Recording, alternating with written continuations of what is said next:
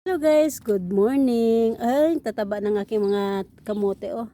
Ayan, today's vlog is kukuha ko ng malunggay dahil ihahalo ko sa aking ang tawag to, noodles.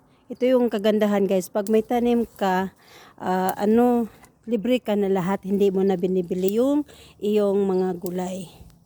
So, ayan na guys, nakapagkuha na ako ng malunggay. Ito ay bagong putol ko lang, pero bagong sibol naman siya, ang taba ng dahon. So, ayan guys, yung ating lulutuin. Malunggay with noodles at saka may isang itlog at chili.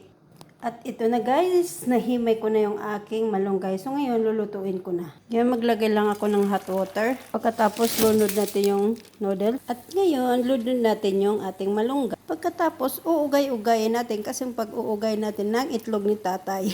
Ngayon, lagay natin yung itlog. Ayan. At syempre, sunod natin yung mga seasoning. At ayan na guys, luto ng aking finished product. Thank you so much for watching and God bless. Pag nagustuhan mo to, please like and share. Love you!